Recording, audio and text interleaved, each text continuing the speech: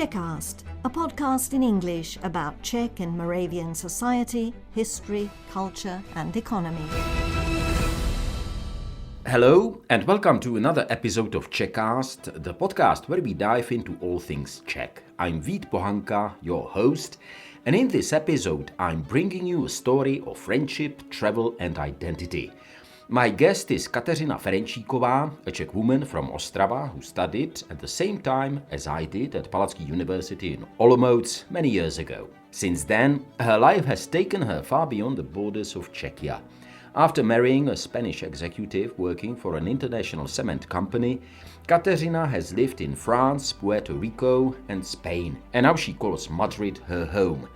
I actually caught up with her in Biarritz, in the extreme southwest of France, where she was spending a few days. When we talked about her time in Puerto Rico, she recalled something that really highlights the cultural differences that she witnessed. For example, at the entrance to the plant where my husband worked, sometimes 24/7, there was a slogan that said, "Work even if nobody's watching you." Oh, when I came there for the first time, I thought, oh, a nice joke. And my husband said, no, that's the reality.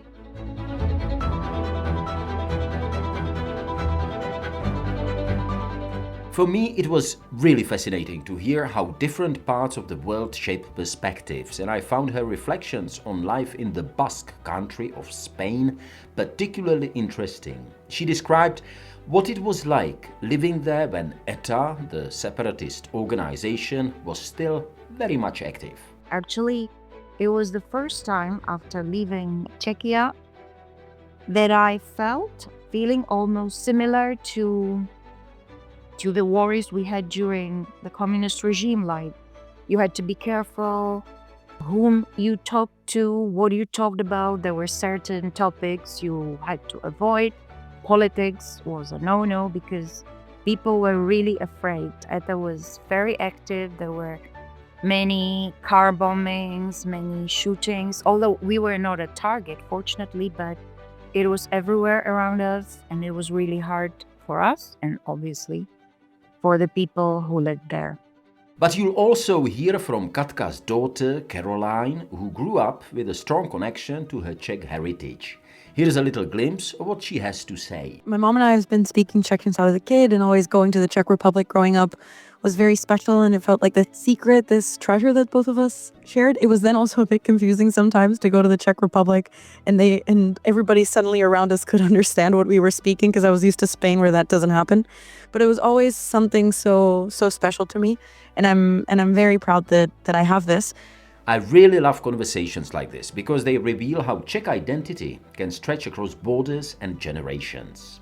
So whether you're tuning in from Prague or somewhere much further afield, settle in and join me for this fascinating conversation with my friend Kateřina Ferenčíková.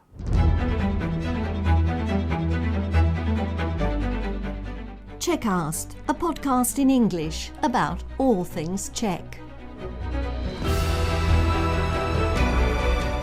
Whether you're an English-speaking expat living in Czechia and Slovakia, or a descendant of the Czechs, Moravians and Slovaks who left for a better life in America, Australia, Britain or Canada so long ago that you don't speak the language of the old country, this podcast in English is for you. Right now, I live in Spain, but it hasn't always been like that. I was born in the Czech Republic, in Ostrava, in the north of Moravia. I studied English language and literature in Olomouc, together with Czech language and literature, but I majored in English. And I had the opportunity to get an internship at the philosophical faculty, the English and American department, where I taught for a year, and at the same time I did my PhD. Then I got another great opportunity to go to London to be a Czech lecturer, and 2 years later to go to the University of Glasgow to do the same job and at the same time to do my MPhil. So at that time I thought that would be my future, being a linguist and teaching at the university. But then I met my husband, I married him and I started what I would call my life abroad or international life. We lived in France, in Puerto Rico, and then in Spain, but in different places in Madrid, in 2 different places in the Basque Country, and now we are back in Madrid. So I haven't taught at the university for a while. I just did some part-time jobs in that way, and I tried to do different things. Obviously, it was a kind of risky move career-wise, but I was lucky because English gave me the opportunity first to work as a teacher. Before that, even to translate several books. I never had the time to do it when I was at the university in Olomouc. And then I started doing different part-time jobs, such as interpreter, even using my new language, Spanish. And also, I've been working for some time for the Czech media. So basically, in a few sentences, this is who I am and what I do. It is truly fascinating. You summed it up, very, very kind of shortly and neatly. And we will get to the different stages of your life during the next, not few minutes, but I hope at least half an hour. But if you were to share a little bit about your childhood in Ostrava, what was it like? And perhaps we should introduce Ostrava a little bit as well for the listeners who might not know much about the city. Okay, well, it was a long time ago. Ostrava, as you probably know, they called it Black Heart of then communist Czechoslovakia. So honestly, it was not a very nice place in terms of all the industry. That it was almost in the center of the town. So that's where I grew up. But it was my home. And I think my childhood was not very different from that of other kids of my age. I was going to school, weekends spent in the mountains with my parents. Probably the only difference was that I actually did a lot of sports, especially figure skating. And I was supposed to go to one of the, I'm sure you remember the sports centers, the communist regime sports centers, where even small kids lived away from home. And my parents decided very wisely, now I can say that this wouldn't be the best thing for me. So I went to a school with a special program for foreign languages, which at that time meant, of course, especially Russian. But at the same time, I started learning English, and that's probably the beginning of my lifelong story and love toward this language. Let me just add that Ostrava was not just a center of heavy industry. It was a center of coal mining in then Czechoslovakia. So it was a kind of a grayish city, wasn't it? Or even blackish city. Some people mentioned that when the snow fell in winter, pretty soon it would be black. But I still kind of have a special relationship with Ostrava, quite frankly. Do you come back to Ostrava, don't you, from time to time? Yes, I do. And as I've said, it's my home. It's not now. It has changed a lot. I'm sure you know that as well. Much greener, isn't it? Yeah, exactly. Much greener, new buildings, modern architecture. There is a museum in the center of the town, like the industrial area. Even it's now used to organize festivals, the Colors of Ostrava and so on. So for people who actually haven't grown up there, it's like, wow, the furnaces and things like that. Honestly, I don't like them a lot because I was surrounded by this during my childhood, but I understand that for people who are not from there, it's a kind of interesting thing. Okay, so you decided to study English and Czech language and literature, and you went to Olomouc. Well, it may be kind of self-evident for people who live in especially north of Moravia, but why didn't you go perhaps to Prague or Brno? Why Olomouc? Well, actually, how should I put it? Long story short, when I was at the special language school, I was kind of, not maybe obliged, but my teacher said, okay, you're good at Russian, so you'll participate in competitions. So that's what I did, and I won several of them, and we were promised by the then Minister of Education to choose anything we wanted to study at the university as long as it was Russian and something. So actually, I did try to go to Prague, to the Czech University, and I wanted to study English and Russian to be an interpreter and a translator. And some mistake was made, and I was not admitted there. Later on, I learned that it was because, some Communist Party contacts and things like that. And when they realized their mistake, they called me October, November that, actually, we made a mistake. You can come here and start studying. And I said, no, thank you. So after that experience, I probably realized that many people studying in Prague were family members or friends or somehow connected to the communist regime. And honestly, after all that, I wanted to get as far from Russian as possible. So I chose Olomouc.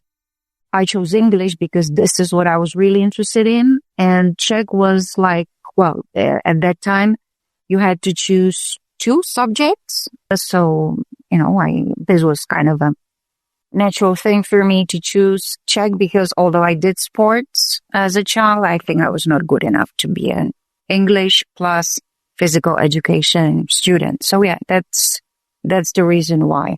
And it was a very good choice, I have to say. I would totally agree. And let me just mention that's when we met actually in Olomouc, because I studied there as well. And I was actually trying to think before this interview. I think we first time met, or at least I remember you first time from the English theater, which we did. Yeah, exactly. Right? Yeah. And I think it was Pride and Prejudice play that we performed back in 1986, I think, or it was 1986. Around that time. Yeah. Mm-hmm. Yeah. It was great, wasn't it, in Olomouc? What are your fondest memories of the city? Well, many. It's hard to choose just one. I think you will agree with me that we were very lucky that the teachers we had were exceptional.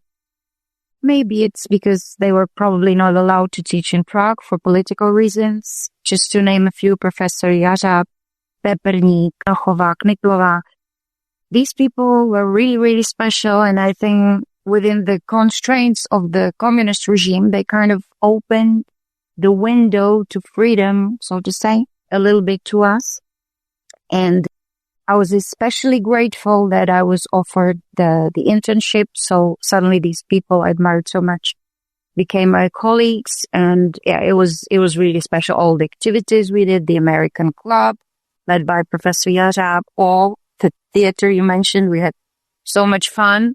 But I think it also helped us to improve our English and to be in touch with the very few native speakers we had. I think you remember that basically we were taught practical English by Russian teachers. So I think it says it all. Yes, it was really special, and there are so many memories that it's very hard to choose just one. Yeah. Yeah, let me just explain to the listeners. We had Lydia Shindilkova, I think was her name. Yeah. Is it right? Yeah. Yeah. And she was from Russia, and she married a Czech person, and she was a very irrational, and she could be very harsh teacher, but she had her favorite students, and she could be really dangerous in a sense that they could. Sure. Yeah. She could fail the students at the exam, and some of them had to leave or go to Brno to study as well. It was a very kind of bizarre. She was a bizarre figure, and it was a bizarre experience to be taught practical English at university level by a Russian. But I suppose that was one of the things that made the department okay in the eyes of the party, because there was a Russian teacher. But at the same time, unlike in Prague, not all the teachers had to be there. I mean, in Prague, most of the teachers would have to be very active in the Communist Party. Whereas in Olomouc, because we were in the country, we were in the regions, we had the unique opportunity to be taught by people like Jařab, who has been, by the way, mentioned on this podcast a number of times. Let me jump ahead a little bit. You mentioned it very briefly, but yes, you went to London to be the Czech lecturer, right? I mean, yes. And was there for a year? It was 1 year. Yeah. Yeah. What was it like for you? I mean, to come from this small provincial university in Olomouc, a great university, let me say, but still, in Olomouc, 100,000 inhabitants, to come to London and teach there? Well, it was a dream come true, I have to say. Actually, it was my second visit, or rather, it was a stay, but the first visit was still during the communist regime. I was chosen together with a friend of mine to go to a course organized by the British Council. So at that time, it was like, okay, this world we learned about so much really exists, but I almost felt, I don't know, I would call it even sadness, because at that time, it felt like, okay, I'm here for the first and probably last time. I won't be able to come back. So when the communist regime disappeared and I really went to work to London for a year, I felt, well, really happy. It was a big chance and I felt a sense of freedom, really. It might sound like a cliche, but this is what I felt. And of course, it was a lot of responsibility because I was the first, let's say, post-communist lector, because you probably know that people in that position during the regime, again, had very close ties to the Communist Party. So I learned it, fortunately, towards the end of my stay, that all eyes were on me, like, okay, who is this woman? Is it going to be again some daughter of somebody from the Communist Party, or is it going to be some change? So yeah, it was a lot of responsibility. I taught a lot and I also learned a lot because, again, I know that you met the same people, David Short, Robert Pinsent. I participated in his seminars as a student, and I learned that was interesting, to express opinions that were sometimes contrary to the established ideas about writers and authors, as long as the opinions were expressed respectfully and supported by logical and concrete arguments. So yeah, it was difficult for me. And Robert Pinsent had a very special personality. Maybe he wanted to provoke us, and by the style of his discourse and generally how he organized his seminars. Yeah, I think he wanted to provoke us, but I think it was really helpful. And I feel that I was not only teaching there, but I also learned a lot. Just for the benefit of the listeners, Robert Pinsent taught Czech literature at SEAS for many, many years. And I think it was Václav Havel who once called him the academic who read the most bad Czech writers, which he meant in a way as strange as it may sound. It was actually a compliment, because Robert Pinsent was extremely well read in Czech literature, and he, rightly as you say, I mean, he could be very provocative during the seminars, but always in a kind of kind way. It's difficult to describe it. And you mentioned David Short, of course, who was teaching Czech, I mean, the language mostly, and he had a Czech wife from Náchod, if I remember correctly. And he was the only Englishman that I ever met who was able to speak Czech in such a way that I wouldn't know that he was English, really. That was unbelievable. Yeah. I mean, I felt very often that his Czech was better than mine. I mean, he knew the names of all plants and birds and animals that I even hadn't heard. He didn't know. Yeah. His Czech was probably better than ours. Yeah.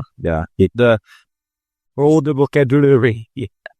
That was interesting. And I'm still in contact with him, by the way. He translates a lot and we still keep in touch. So that's great. Yeah. That's great. Yeah. I'm sorry to mention that nearly 2 years ago, I was preparing to travel to London, and I was thinking of contacting Robert Pinsent, and I had learned that he had just passed away 2 years ago, I think. Sad news. Yeah. Sad thing. Yeah. So, here you were in London, then you came back to Olomouc, right? But yes. You returned to Britain, but this time to Scotland. What was that about? Well, it was kind of special program. I was a Czech lecturer again, this time working with Professor Fronek, who helped me a lot. But at the same time, I was doing my MPhil studies. My tuition fees were waived for 1 year. So basically I had to do what others did in 2 or 3 years in just 1 year, working at the same time. So I have to say most of my stay was just working. I was working 12 hours a day between studying and preparing my practical Czech seminars. It was a lot of work, but definitely it was worth it. And then at the end of my stay with my friends, we traveled around Scotland, which is an amazing country, completely different countryside, different people, even different language. I have to say that at the beginning, I was like, what are these people saying? How come I don't understand them at all? So it took me some time to get used to their accent. But generally, yeah, it was very different from London. But again, it was worth it. And it was a great opportunity. Yeah. I think we didn't mention you were in Glasgow, right? Yes, in Glasgow. Yeah. University. You just kind of mentioned that again, like, by the way, I mean, you did 3 years work in 1 year. And Katka, if there's something I really admired, I've always admired you, is you are extremely hardworking. But you came back to Czechia. And why didn't you stay in the academia? Well, again, if I say it was fate, it sounds a little bit cheesy, but probably there's a bit of truth in it. Actually, I was teaching for 1 semester and then I decided to take an unpaid leave because I needed to earn some extra money to be able to buy a flat. And I got a job as official translator and interpreter at cement plant, which was owned at that time by Italians and French companies, like half and half. And well, that's where I met my husband, who is Spanish, by the way. So that's why I say fate had something to do with it. It was not very likely for me to meet a Spanish person. I didn't speak any Spanish, and especially I really didn't want to leave my country. I've never thought about it. I was really happy about going abroad for some time, staying there, learning something and coming back home. I still say home because it's still my home. So yeah, but, I had to decide, and I decided now 30 years later, I can say it was a good decision to put my personal life ahead of my professional life. It was a risky move, but I know it was the right thing to do. And I mean, just to put it in context, in the 1990s, especially in the early 1990s, life for academics was really, really difficult because the salaries were extremely low. The grant system still wasn't in place, if I remember correctly. That only came gradually later on. So it was really difficult, to survive on your teaching salary at that time. Yeah, exactly. You are listening to Czechast, a podcast in English about all things Czech. I'm Vít Pohanka, the host, and my guest is my friend Kateřina Ferenčíková, a Czech woman living now in Spain. You met your husband, this Spanish guy. Did you speak Spanish at that time? I think you did, didn't you? No. I didn't speak any Spanish at all. Actually, I think for 3 years and a half, basically, until we went to live in Spain, our language of communication was English. Yeah. Right. So You left Czechia quite soon after getting married, no? Yes, in 1994. I wanted to say lived, but actually it was a relatively short stay, about 6 months in France. And then my husband was sent to Puerto Rico, which was, interesting. Stay. 2 years, but also quite difficult. I remember you visited Puerto Rico, right? We spoke about it. Yeah. You visited Puerto Rico as a tourist? Yeah. Even several times. Okay, I didn't know that. So you have an idea of what I'm talking about, but I think visiting a place as a tourist is different from like real life experience. Yeah, it was nice. It was interesting, but for me, the hardest thing was probably maybe sexism sounds too strong, but rather the stereotypes that were valid at that time. Maybe now it has changed. I hope some things have changed, but basically people expected me as a wife of important manager.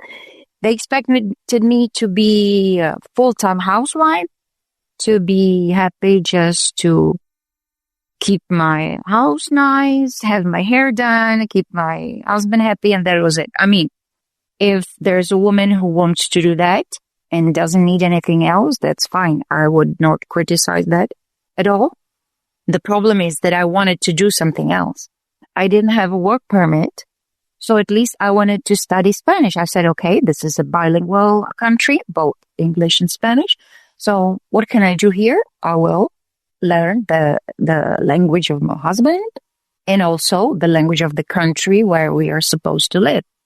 But it was kind of difficult. You know, there were many Americans who just wanted to learn a couple of phrases and they were not really into it. So then I managed to go to the university, but still the course was not, let's say, not the quality we were used to. So I didn't really speak Spanish. I just understood it more or less. And yeah, it's a beautiful country, beaches, sun all the year round. In that way, it's obviously a lovely place to visit, but life there was not always easy because of the reasons I just mentioned. Yeah, you're right. Actually, I should perhaps explain a little bit. First time I came to Puerto Rico really as a tourist, that was during the time when I was a correspondent for Czech Radio, Washington, D.C. Yeah, and I remember. My wife and kids to Loíza, which is near San Juan. But then I came back on working trips, and among other places, I went to Arecibo. I don't know if you remember. Oh, observatory. Yeah, the observatory, the kind of satellite dish, which actually features in one of the James Bond movies, famously. Exactly. Then I drove down. I actually pulled up a map while you were talking, just to remember, and I took the road number 123 to Ponce on the south coast, and then I went back to San Juan. And interestingly enough, I interviewed Eduardo Perez there, who was actually Cuban emigre from Miami, and I think he had a boat in San Juan, yacht. I mean, he was quite rich. I suppose he has passed away, and he was very interesting because he had very good relations with the Czech diplomats who were trying to help the Cuban emigre community and the Cuban opposition, and he actually personally took part in the infamous, I should say, Bay of Pigs invasion back in 1961. And those are my memories of Puerto Rico. So I tend to be on the positive side. But you as well, I suppose. I mean, even though there were some negative things that you didn't like. Yeah, sure. I mean, generally the experience was positive. Actually, a couple of months ago, a Czech friend of mine sent me back my letter. You know, at that time we didn't have WhatsApp and all these modern technology. So my friends, their first question was, okay, what is it like? So I typed a letter. I photocopied it, I don't know, many times. And then I just added a personal note to each of my friends. And I didn't even keep it. And one of them kept it and sent it back to me. And it was so funny because there were things I even forgot. For example, at the entrance to the plant where my husband worked, sometimes 24/7, there was a slogan that said, work even if nobody's watching you. So when I found that for the first time, I thought, oh, a nice joke. And my husband said, no, that's the reality. Again, I don't want to sound condescending. Obviously, there are hardworking Puerto Rican people. But generally, you know, there's this Caribbean rhythm that if somebody is 1 hour late, that's more or less okay. Or 2 cars stop on the street and the drivers start talking and everybody's waiting because they're not in a rush. So, you know, it's just in this way, it's quite different. Yeah. It's a different culture. Yeah. A different culture. Although it's an interesting mixture of Spanish and American culture. There were many American companies at that time, especially pharmaceutical ones. I had many American friends. And they lived a totally different way of life, not the American way of life. So, yeah, that was not always easy, but interesting, I would say. Yeah. So was it with relief that you were going back to Europe then? Yeah, I have to say 2 years were, just about enough. And then we went to Madrid. That felt suddenly more like home because my husband's family was there. We stayed there for more or less 2 years. I learned Spanish. I went to a very good language school, intensive course. And I actually cannot remember when exactly we started speaking Spanish at home. Many people ask me about that. And I don't think it was like one day I arrived from my course and I said, okay, from today on, I'll be speaking Spanish. It was, I don't know, some kind of natural process. And I cannot really even remember when exactly that happened. But obviously, to be able to speak a certain language with your partner, you have to have quite a good level, obviously. So yeah, our daughter was born there. And again, we started moving this time within Spain, which may look easy. Obviously, you know the language, more or less the culture, but they say that there are different Spains in the plural. The south is very different from the center, which is very different from the north, Asturias and the Basque Country. So yeah, it was easier.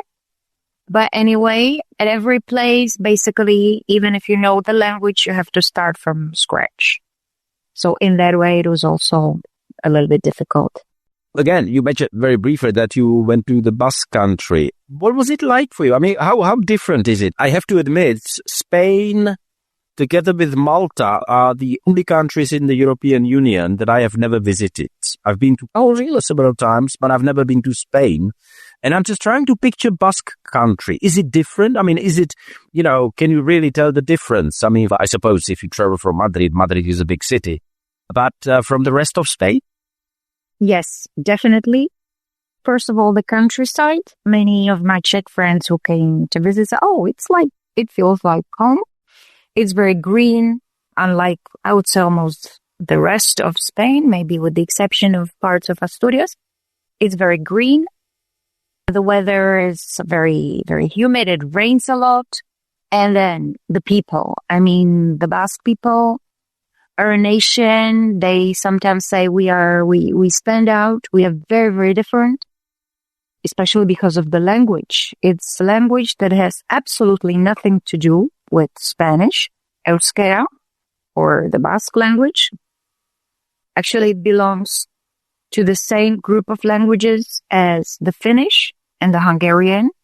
So even a person who speaks several languages is totally lost when listening to Euskera for the first time. And also, that's rather unfortunate, when we moved there, the Basque terrorist group ETA was active. So obviously it's not a part of the culture of the country. It's rather a very sad time in their history, but it influenced our day-to-day life a lot. Actually, it was the first time after leaving Czechia that I felt feeling almost similar to the worries we had during the communist regime. Like, you had to be careful whom you talked to, what you talked about. There were certain topics you had to avoid.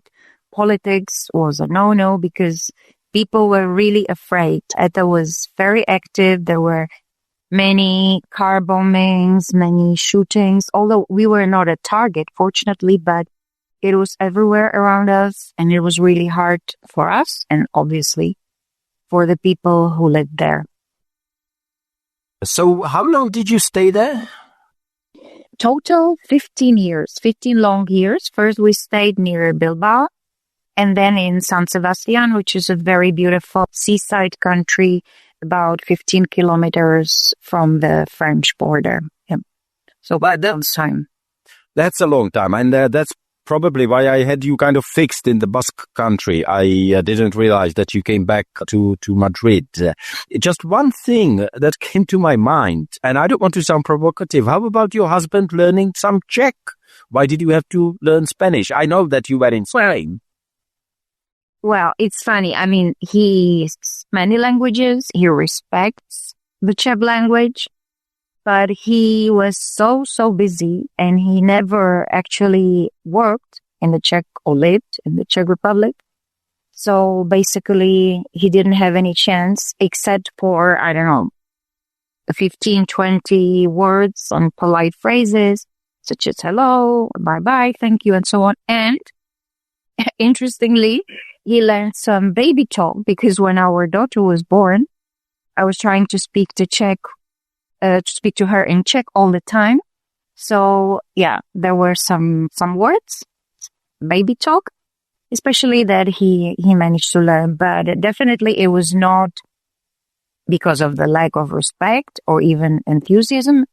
He simply was working so hard and never worked in the Czech Republic, so he didn't really learn the language. And it's an especially difficult language to learn, as you probably know. And as I've realized when I was teaching adults, English native speakers, it requires, basically it's a full-time job, especially if you are a beginner. So my husband never had the time to do that. Just two things. You mentioned the name of the company that your husband works for, but perhaps we should explain to the listeners what kind of business is he in? I mean, what sort of industry? Cement industry. So what was the first language of your daughter? That's what I'm trying to kind of picture. Was it Czech or was it Spanish? Well, actually, it's hard to say. I would say it was Spanish. When I had her, I learned that bilingualism works maybe in a slightly different ways. I mean, different from what we learned at school. I tried to speak Czech to her all the time. Obviously, at the beginning, these were only my monologues. And when we were together as a family, we spoke in Spanish. So it was not like the rule that we learned. The mother always has to use the same language when she speaks to her child. In our case, it was simply impossible. And my daughter is very open, very pragmatic. So I think until the age of more or less 3, she understood everything I was saying to her in Czech, but she replied in Spanish. Because what happened a couple of times, she was asking for this or for water in Czech and nobody understood her here in Spain. So she realized, okay, this language is something between my mom and me, but my mom also speaks Spanish. So, I will not make the effort. I want to communicate with the people around me. So I will use Spanish. And it was only when she started playing with the kids of my friends in Czechia that she really started using her Czech. So, but she now feels it's her mother tongue as well, although it's not 100% perfect. So the answer is more Spanish than Czech, but basically she has 2 mother tongues. Yeah. You sent me this great recording of your daughter. Let's listen to it. I've always felt and feel very proud to be half Czech. And my mom and I have been speaking Czech since I was a kid, and always going to the Czech Republic growing up was very special. And it felt like the secret, this treasure that both of us shared. It was then also a bit confusing sometimes to go to the Czech Republic and everybody suddenly around us could understand what we were speaking, because I was used to Spain where that doesn't happen. But it was always something so special to me. And I'm very proud that I have this. But the same way that, I was always proud of being Czech and felt very lucky that this was part of my life. But I always took for granted that I spoke Czech, because in my head, same way that I'm Spanish, so I speak Spanish, I'm Czech, so I speak Czech. And I always took this for granted. And now that I live abroad, I've met people in a similar situation to mine. So they're half some other nationality and one of the other parents is Czech. And they don't speak the language. And as soon as they would mention that they're half Czech, I would launch into speaking Czech, and they would cut me off in English saying, no, I don't speak the language, and telling me about trying to learn it later on in life and not really being able to, and struggling to communicate with other family members. And this just made me appreciate my mom and the effort that she made while I was growing up even more for me to learn Czech and to acquire the language and to be able to speak it. So I'm very proud to have this, and I'm very thankful for her. It may seem self-evident. Nevertheless, if you were to explain to someone why was it important for you to speak to your daughter in Czech while it was in Madrid, right? Not in the Basque country, or was it in? No, it was in the Basque country. Yeah. In the Basque country. Why not give it up? She would speak Spanish to her dad. She could speak Spanish to you. Why was it important for you to teach her Czech? Well, it was really important because I am Czech. I will always be Czech, and the Czech language is a very important part of my identity. And I wanted to pass it on to her. I mean, from the practical point of view, obviously it's a language that not many people speak, but I just couldn't even imagine that my daughter wouldn't speak it. Although, as I've already mentioned, you can probably tell that she's not a native speaker, but I think it doesn't matter. It has nothing to do, the quality of the knowledge or how you speak the language has nothing to do with the identity. You've probably heard her. She speaks English very well. She went to an American school and then to an English school, but she never felt American or British, although she speaks the language, let's say, better than Czech. So yeah, for me, it was really important. And although it was not always easy, I'm very happy that she feels proud to be Czech and simply she feels to be, as she said, half Czech and half Spanish. And she's really happy about it. So yeah, I think I know it was worth it. Just for the benefit of the listeners, she's in Switzerland now, isn't she? I mean, not right now physically, but she studies there, right? So what does she do? Yes. She studies master's degree. She's finishing it right now at ETH in Zurich, and she's doing electrical engineering and information technology. It's a very cosmopolitan place, and she's now basically living her day-to-day life in English. She's also studying in English and trying to learn some German. So yeah, that's what she's doing right now. And very soon she will have to decide whether to continue and do a PhD or maybe start working for a couple of years in Switzerland. We already mentioned that you come back to Czechia or to Northern Moravia. How often do you come back? And does your daughter come with you?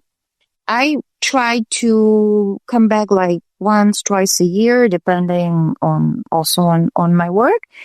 And yeah, until recently, my daughter was always going with me, but now due to her studies, she doesn't have enough time. So yeah, for me, it's always like coming back home, or actually, I think you can even have several homes. Ostrava, the town where I grew up, and then Olomouc, the town where I studied, taught at the university and lived for some time. And for example, I lost my parents a long time ago. I don't have an apartment there.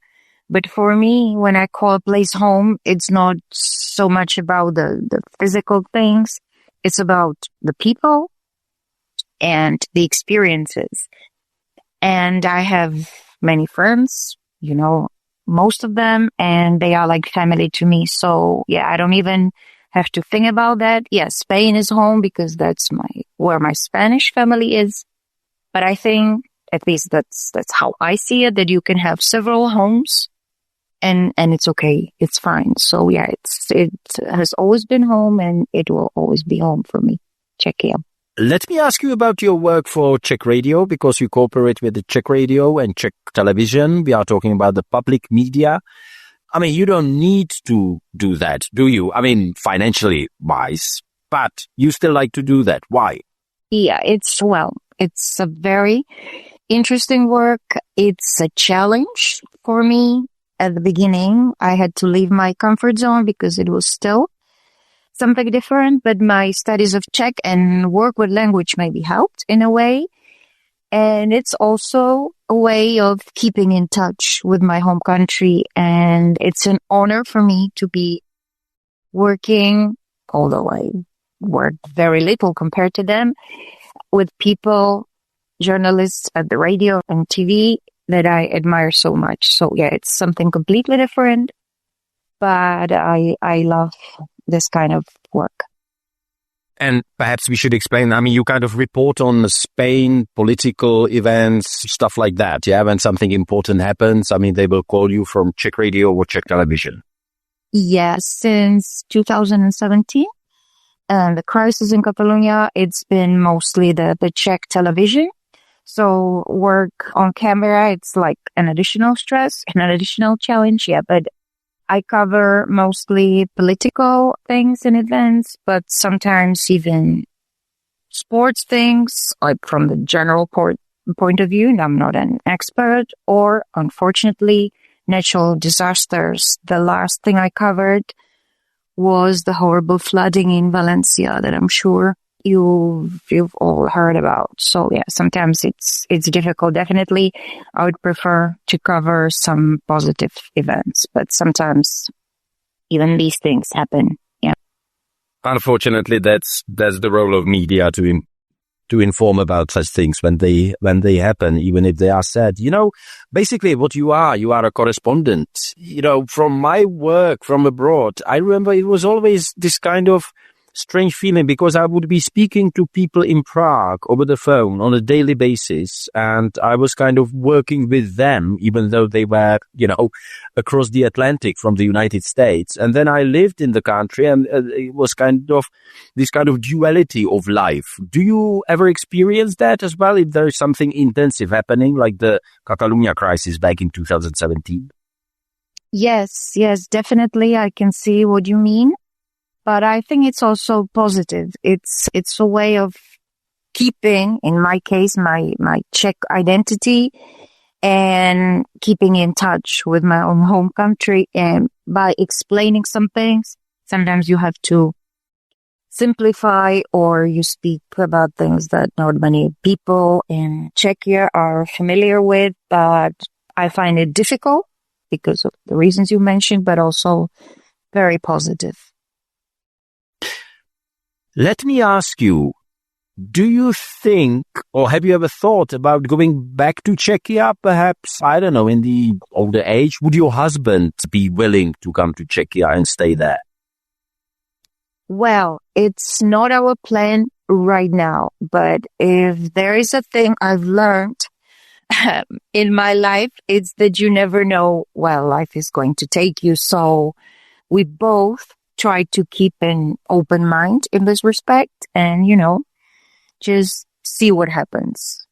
That it's not the plan, but maybe, who knows, we will end up there or even in some other country. If our daughter decides to live in Switzerland, maybe we will move there for a couple of years. You never know. So for the moment, we keep all the options open.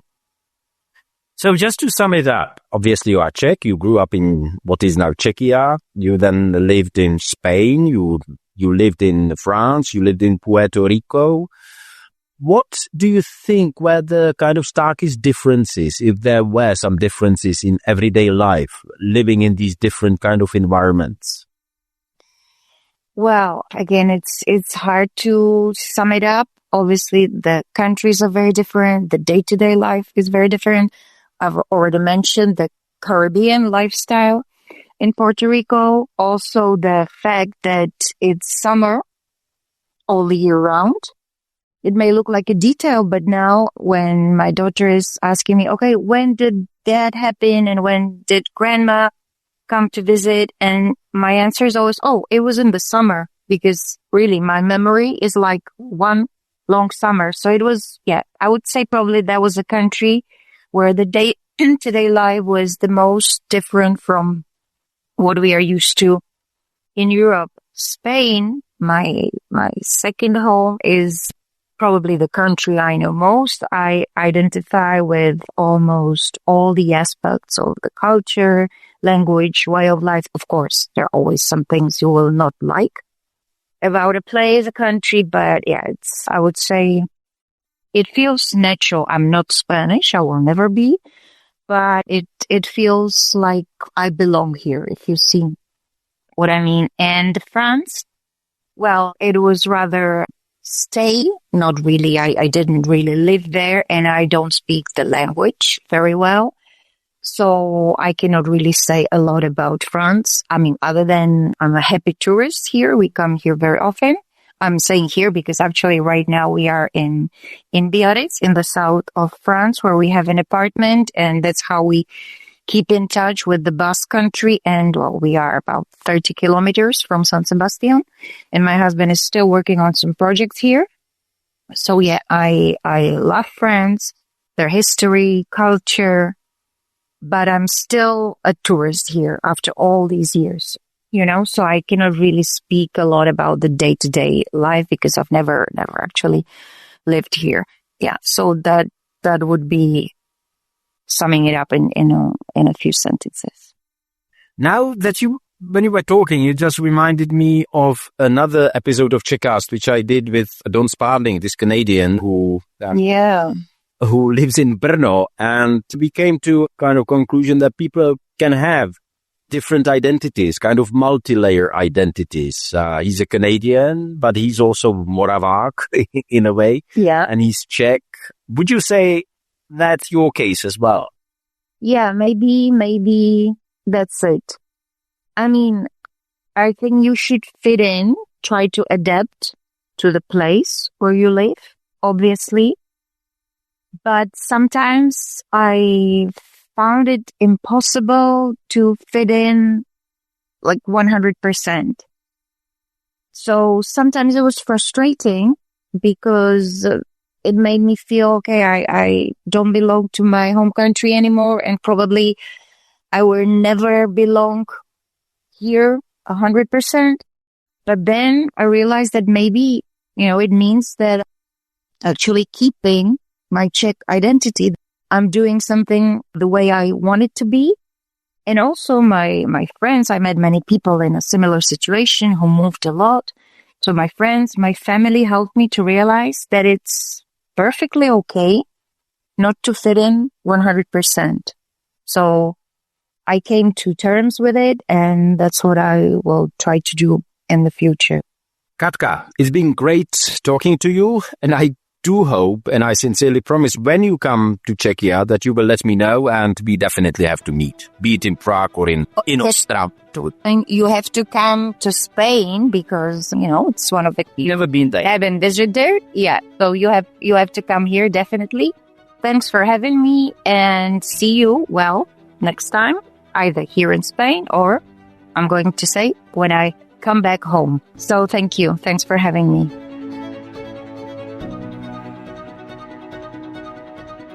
And that brings us to the end of this episode. I hope you enjoyed listening to my conversation with Kateřina as much as I enjoyed recording it.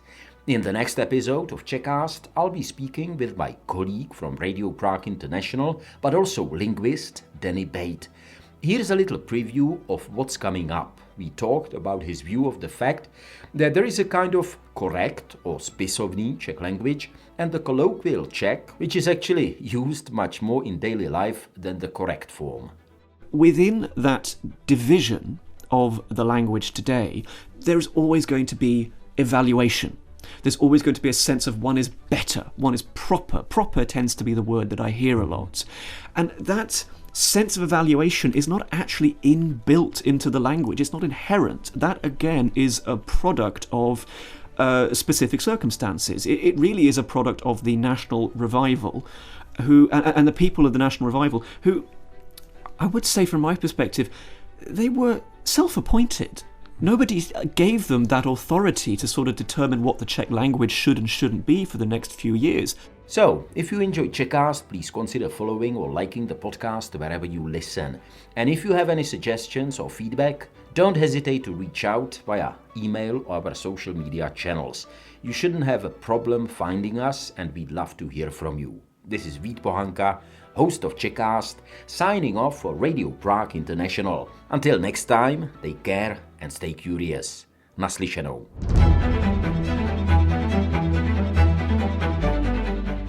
Czechast, a podcast in English about all things Czech. Whether you're an English-speaking expat living in Czechia and Slovakia, or a descendant of the Czechs, Moravians and Slovaks who left for a better life in America, Australia, Britain or Canada so long ago that you don't speak the language of the old country, this podcast in English is for you.